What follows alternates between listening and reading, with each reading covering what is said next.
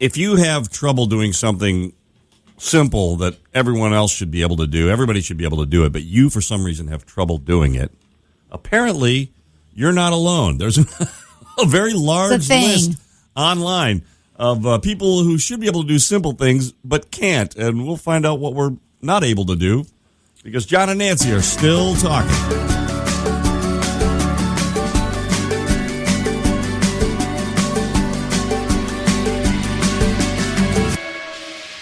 I'm just going to start out with the number one thing that should be easy. Okay, what is it? And I cannot do it.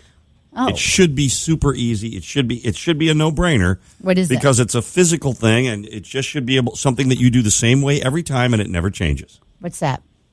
I cannot, and I'm just coming clean here, I cannot fold a fitted sheet to save my life. Well, you can fold it, but you just probably can't fold it perfectly. It looks like garbage. I think that's fine, though. I'm not even going to try. I basically... You can't fold a fitted sheet either? What does that mean? I can't fold so there's a way to sheet? do it. So you're supposed to be able to like put one cornered end into another cornered end and then fold it in the middle and then... There's too much pressure, all right, to fold a fitted sheet, and I'm getting mad about it because you can just do it how you want. You can't do it either.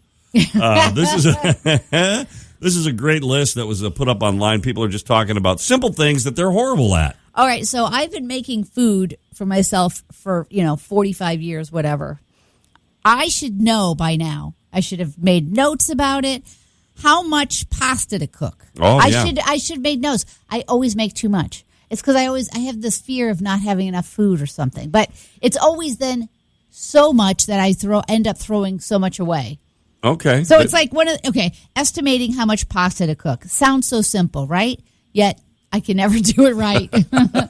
Lately, and I know it's just because there's a lot of stuff going on, but lately it should be really easy to sleep. It seems like it's the easiest thing in the world. You lay down, and then you fall asleep, and then you wake up. My problem is my brain is just on, and I wake up 2 or 3 times a night, and once I wake up, then I start thinking about things. I think that's very common, unfortunately, for a lot of people. And it's just like sleep should be easy, but it's just not. Yes. So this was one in our house, whistling. Oh, so Bruce says, I think 2 out of our 3 kids can't whistle. He goes, I think I take that as a failure as a father, that 2 out of 3 of our kids can't whistle. Like that should have been something that would taught them. I think everybody whistles in my house. I think I can do the big whistle. Put the 2 fingers in my mouth and whistle super loud. Can you do that for me once? Yep. For someone, you know where I learned that? I learned how to whistle doing that at a White Sox game. Oh, it took me the full 2 hours of the White Sox game to actually learn how to whistle like that. Because a beer guy will turn around and look at you when you do that, and then you I was very young, so I was like very young. So there's other things on this list which are interesting, things that are so simple you should be easily good at them, but you're not.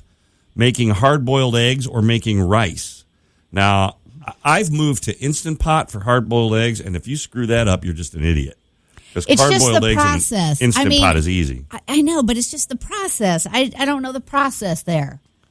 Well, you don't know anything when it comes to the stuff in the kitchen because your husband does everything for you. That's not, although he does make the eggs You've never had to learn that rice. or whistle. I do know how to whistle. How about this? Tying a balloon after blowing it up. You okay with that? It's just hard. It demands tiny fingers. Okay, I've never had a problem tying a balloon. It works out okay for me. This is kind of a joke amongst our friends. Yeah. Shuffling cards. So we have some friends from England, and when they first came, we started playing cards with them. Like the husband just could not shuffle at all, and I'm over there shuffling like a queen, right? And they're like, Nancy, that's just why do you know how to shuffle so much? And I'm like, okay, you want to know something? This is going to make me sound a little sad.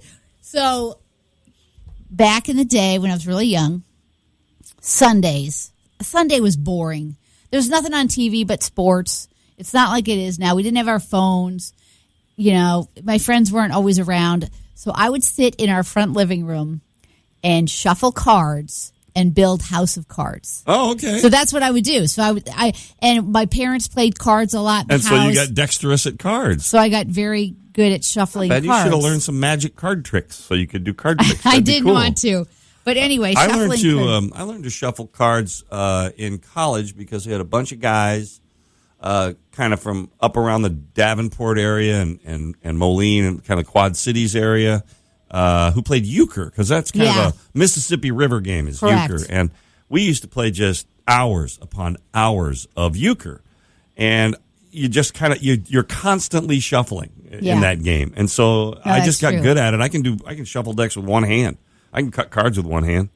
I don't know. Can you? Yeah, sure. I'll show you that trick sometime. It's pretty neat. Here's the big one for me, though. All right. I mean, other than the folded sheet. So I do. This is, again, something I've done my whole life, and I should be good at it, but I'm not. What's that? Wrapping presents. So my presents never come out perfectly symmetrical like my wife's presents do. My wife's presents come out like, I don't know, like a machine did it. It's incredible. Well, some people have that gift. I don't have that gift for gifting. Yeah, I'm fine with that too. I'm fine to wrap presents, but it's not. When it comes to wrapping presents, my favorite thing in the world is the gift bag. Stick it in the bag. Stick it in shove the bag. a little paper on top, and everybody's happy. All right, here's one. This is also another story, and again, it's going to make me sound a little bit pathetic, but I'm not. I'm not. So, do you know the new manual can openers? Do you know the new way to do it? Like I heard they changed that. I still use the can opener like I always did. So they changed it. So we got a new one, right? I could not, for the life of me, figure out how to attach it to the can so it would come off. So I get so frustrated. So I was like, throw it across the kitchen. No, I was like, Bruce, can you come open this can? So you know what he did? We now have two. We have the old school manual one that he went online and ordered me one that I actually knew how to use. So the new one cuts the whole top off the can or something? But I don't know. My brain just doesn't work right. I figure as long as it opens up, it's fine. So, but I have one of the really old school manual, not the new ones. You're so enabled in the kitchen. That's awesome. Eating with chopsticks. A lot of people say they can't eat with chopsticks, but that makes perfect sense to me. Get a fork. It's just better. It's easier. Or it's a spoon. Just shovel it in. Better. Right? The spoon. And one final one, and I'm serious about this. It should be easy, but obviously a lot of people have trouble doing this. And, evidence is apparent right now is doing a podcast. I don't. This should be easy, but obviously it's not. But we'll try again next week. Thanks for joining us for a couple of minutes. And remember, if you keep listening, we'll keep talking. See you next time. Bye.